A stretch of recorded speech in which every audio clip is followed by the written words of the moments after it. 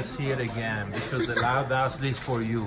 Okay, so what happens is the lab will process the denture, right? So they will wash all the wax, press the acrylic, and then there is a cooking time. I'm sure you had a class on that, how the acrylic cures after they put in boiling water for hours. So what happened is that the resin will polymerize and it will distort a little bit, right? So what we had created in wax in occlusion, sometimes it will be a discrepancy. So we need to do two kinds of occlusal adjustment. The first one is called lab remount or lab adjustment, which is done by the lab. So you guys never see that because the lab will send you their denture finalized and polished, okay?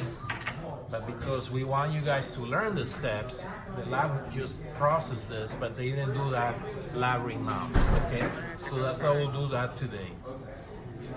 So that basically is remounting this and try to mimic the same anatomy, the same occlusion that we had when it was in wax, okay? So then the lab separates the cast from the dentures.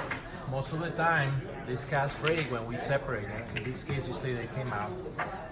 And then you will receive the dentures all polished. So the day that we're giving this to the patient, we do a second adjustment. This is the clinical remount.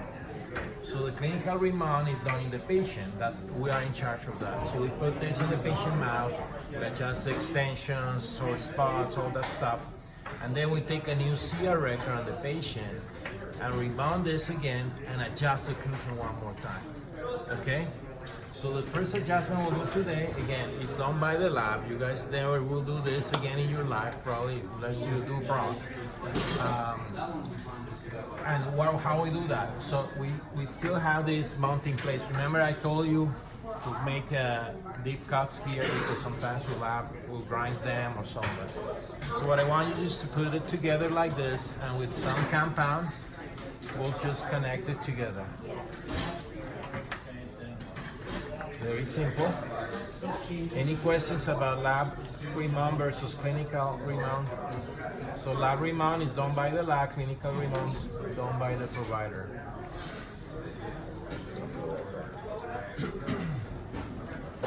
Okay, so very simple, just we'll join this.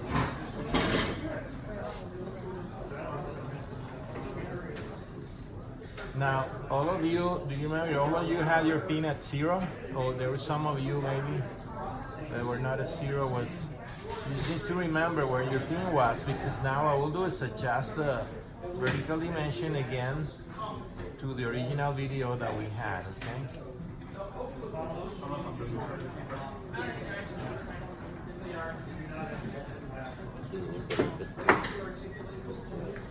See, this broke there. Luckily, we had good index there, so it works. So we'll put it back together. Why do you guys still have two pairs? That's the broken one.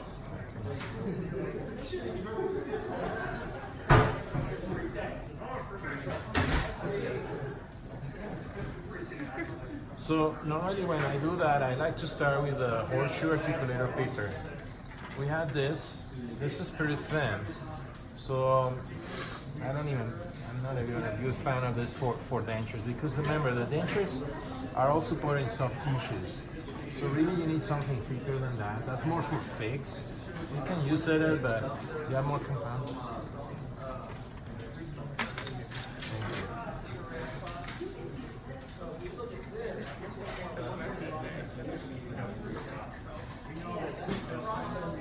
Okay, so now I'll put this together here in the articulator.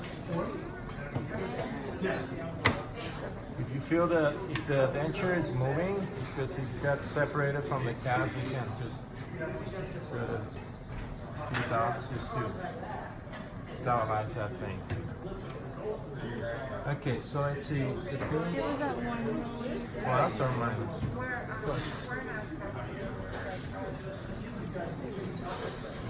Don't say ooh. Okay, you see how open is the bin?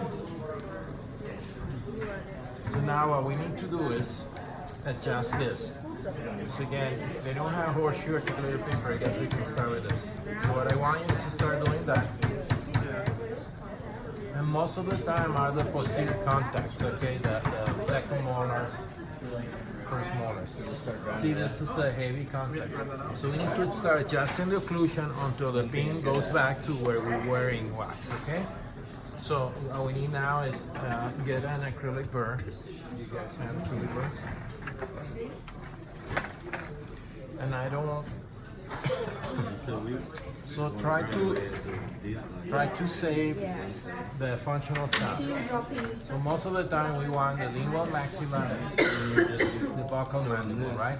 And most of the time you will have heating sometimes on the inclined planes. We can get away with all those, okay? So,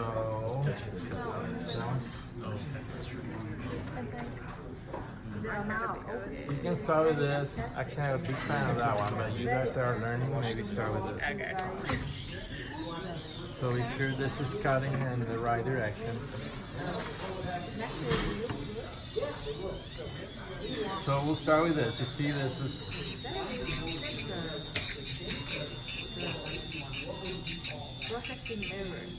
So sometimes you have to write.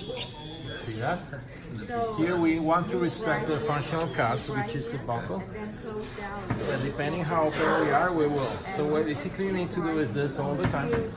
Repeat the process. See, right now I'm just catching a little bit, not much on the premolar. This one is fine. Here it's super heavy, so I know it's this side that is causing the issue. So I'll start to So you want a touching those small bird. Never use to incline planes. Incline planes, marginal ridge, and you may need to start touching the fossils too, depending how open you are. Every case was slightly different. See here I'm open, it's not catching, but this side's catching. There. So that's the heaviest contact. So try to identify, you see here that inclined plane. So I'm getting away of it. I'm getting away of this.